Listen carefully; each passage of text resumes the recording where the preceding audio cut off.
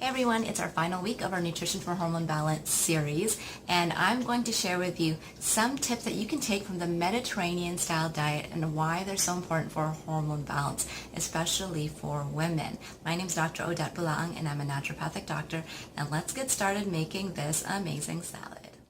Have to start here is a bowl, a big large bowl filled with a couple of tablespoons of extra virgin olive oil. And what I did, I actually probably put I probably put 3 by accident, got a little heavy-handed, but definitely 2 tablespoons is generally what's recommended for the Mediterranean style meal plan. Really important, a really big important part of it is healthy fats. So what I have in here as well too for the dressing, I squeeze some lime juice, just really like maybe a third or a quarter of a lime, some parsley, and some ground pepper and salt. So what I'm going to add as well to it is now a nice bunch, probably maybe like half a cup. I'm just grabbing it, already washed and cut, some nice purple or red cabbage, however you want to say it, a nice big handful as well too, couple really generous handful of baby kale. You can use whatever leafy green you want. I'll tell you in a second once I have it all in here why I wanted to go ahead and use these specific ones. Then we'll add in as well too a little bit of extra fiber, different kind of fiber and carbohydrate in the source of chickpeas. Okay, so what you notice right now, it's a really big base of plants. All right, which is really important in the Mediterranean style meal plan. It's all about really plant-based with some healthy protein. Animal protein is allowed as well too, but we want to do it in a way that's going to be really helpful. We want to make sure we get enough protein, but really, I find that we don't usually get enough healthy fat and antioxidants in the form of vegetables. So here we have it. I've just assembled the salad. Couple of hard-boiled, actually I tried to make soft-boiled eggs, so that's why it's a little bit looking like that. So hopefully I got the soft-boiled right. And then I'm going to finish it off with a nice, maybe a tablespoon or 2 of cilantro. All right, so why did I put everything in here? You can see it's very colorful, number one. Whenever your salad or meals are colorful, lots of antioxidants, lots of phytochemicals, so the plant chemicals that really give a lot of the health benefits that we know of are there. So you've got a nice purple pigment, greens, and also some red as well too.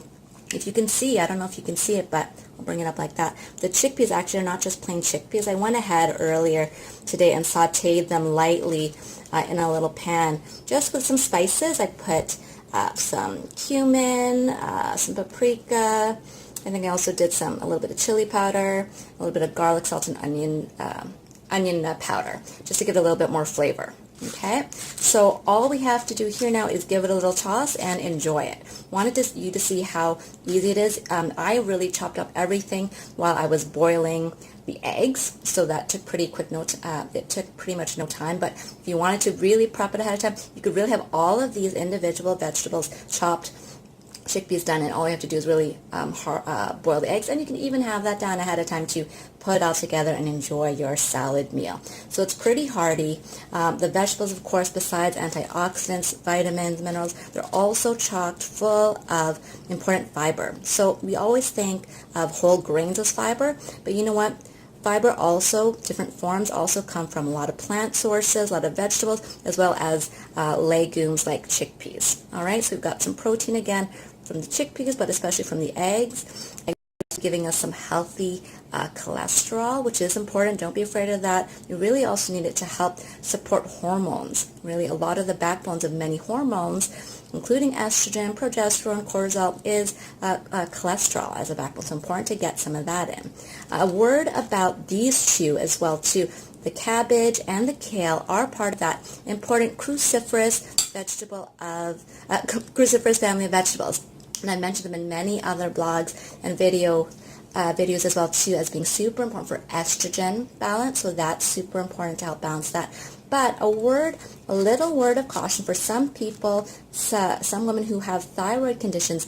If you are also iodine deficient and you eat too many of these cruciferous family vegetables raw, then you may have a little bit of issue utilizing that iodine to make thyroid hormones. Okay, so that's really important. Definitely make sure you know what kind of hypothyroidism you have. And I always recommend in some of my hypothyroid patients to have a lot of these cruciferous family vegetables cooked. So if you're okay with them and you know that's not going to affect your thyroid, then definitely go ahead and have them raw. Otherwise, you can lightly saute them and make it more of a stir fry. All right, so I'm going to just go ahead and mix it up right here, and then I'm going to enjoy it. Okay, I won't bother you with the rest of it, but I hope that you've really enjoyed this video series as I toss it up and get ready to have dinner. It really was enjoyable for me to share with you all of these different recipes. I'd love to hear what you think about anything that I've maybe taught or done already. If you've ever do any of these recipes, please definitely tag me on Instagram or Facebook. I'd love to see how they turn out for you. Again, what we're really trying to do is, in a healthful, gentle way, with food that we're going to be eating anyways, make the best choices for us to really help balance our hormones, especially looking at cortisol, insulin, estrogen, and thyroid, especially really looking to help from a reproductive health, but also overall health. Okay, so I'm about to just go and enjoy this because I am pretty hungry. Hopefully you had a great dinner, and I wish everyone a really happy long weekend, happy Canada Day if you are watching and celebrating this in Canada. All right, and I will see you next week when we start a whole new series. Take care. Bye-bye.